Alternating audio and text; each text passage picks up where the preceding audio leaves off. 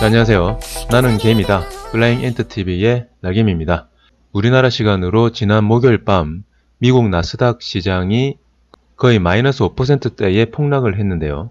어젯밤에는 장중에는 또다시 마이너스 5%대로 빠졌지만 장 후반에 힘을 내면서 이렇게 마이너스 1.27%로 마감을 해서 일단 가격 조정은 거의 마무리되어가는 흐름을 보여준 것 같습니다. 어제 아침에 공지 게시판에도 올려드렸듯이 미국 시장은 최근에 연일 급등하는 모습을 보인 데 대한 피로감으로 차익 실현을 한 것으로 보여지는데요. 미국 대선이 2개월 정도 남은 상황에서 트럼프 대통령이 미국 지수가 지속적으로 급락하도록 놔두진 않을 거라는 게 제 생각인데요.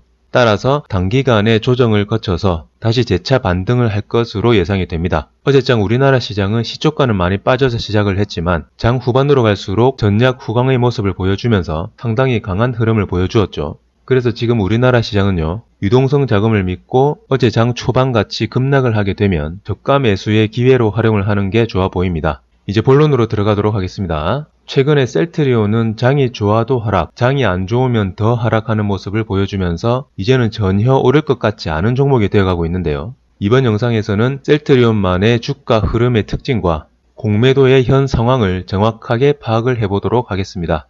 온갖 불길한 예상들과 루머가 돌면서 무슨 말을 하더라도 희망회로가 되어버릴 수도 있는데요. 사실 주식을 오래 하시고 잘 하시는 분들은 지금의 상황을 오히려 역으로 즐기고 계실 거라고 생각을 합니다. 우선 어제장 마감 리뷰를 하도록 하겠습니다. 조금 전에 말씀드렸듯이 어제 양시장의 시초가는 큰 폭으로 하락을 했지만 개미 군단의 힘으로 장 후반 상당 부분 지수를 끌어올리면서 마감을 했는데요. 코스피 차트를 먼저 보시면요. 시초가는 이렇게 20일 아래에서 시작을 했지만 종가는 다시 21선을 회복하면서 마감을 했죠. 항상 말씀드리지만 21선은 거래량을 실어서 돌파하는 게 중요한데요.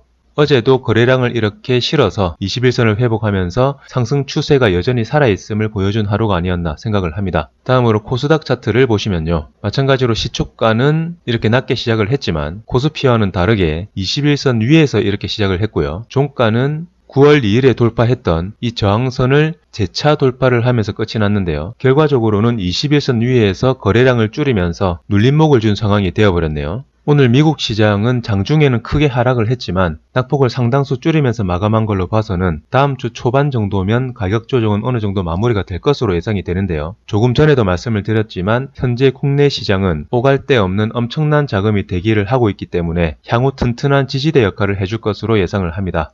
어제 우리나라 코스닥 시장은 사상 최고가 돌파 직전에 있다고 이전 영상에서 소개시켜드린 한올바이오파마와 오스코텍이 강한 흐름을 보여주면서 다음 주에도 중소형 제약 바이오주들의 약진을 기대하게 했는데요. 어제는 쉬어갔던 다른 제약 바이오주들도 다음 주의 흐름이 기대가 됩니다. 양시장 수급을 보시면요. 개인이 양시장 합쳐서 1조 5천억 원 정도를 순매수를 하면서 외인과 기관의 물량 폭탄을 전부 받아냈는데요. 주식시장에서 좀처럼 경험하기 힘든 개인의 힘을 최근 계속 보여주고 있는 것 같습니다. 저는 주식을 하면서 항상 냉정함을 유지하려고 노력을 하는데요. 최근 주식시장에서 개인들이 보여주는 이 행태는 정말 놀라운 것 같습니다. 다음으로 어제장 셀트리온의 리뷰를 하도록 하겠습니다. 결국은 이렇게 29만원 초반까지 밀렸다가 장 후반에 약간 만회를 하면서 마감을 했는데요. 직전 영상에서도 말씀드렸듯이 셀트리온은 공매도가 만약에 주가를 하방질한다면 추세를 꺾기 위함이 아니라 심약한 단타나 신용 개미들을 털고 가기 위함이라는 거죠. 기술적으로는 이 박스권의 하단까지 내려온 상태이기 때문에 29만원대라면 상당히 매력적인 매수 구간이라고 생각을 합니다. 사실 공매도들은 현재 가진 물량으로도 언제든지 주가를 하방으로 밀 수도 있는데요. 하지만 공매들이 주가를 밀었을 때 개인들이 털리는 물량보다 오히려 저가 매수 들어오는 물량이 많아지게 되면 더 이상 밀 수가 없겠죠. 그래서 개인 투자자들이 지금은 존버를 하는 게 중요하다고 말씀을 드리는 겁니다. 그럼 어제장 마감과 셀트리온 리뷰는 여기까지 하도록 하고요. 다음으로 현재 셀트리온에서 공매들이 처한 상황과 그에 따른 셀트리온의 주가 흐름의 특성을 말씀드리도록 하겠습니다. 우선 현재 공매도들의 상황을 보시면요. 지금 보시는 건 공매도 금지가 실행된 올해 3월 중순부터 현재까지의 거래원별 누적 순매수를 나타낸 표인데요. 여기 우측을 보시면 대표적인 셀트리온의 외국계 공매 창구인 골드만삭스, JP모간, 모건스탠리, 노무라, CS증권 등이 모두 순매수 상위에 올라 있는 걸 보실 수 있죠. 그래서 앞에서는 온갖 악성 루머와 기사를 쏟아내더라도 뒤에서는 이렇게 야금야금 매수를 하고 있었던 상태인 거죠. 그리고 다음 차트를 보시면요. 여기 이전 최고점에서의 외국인 누적 순매수량은요, 대략 1,500만 주이고요.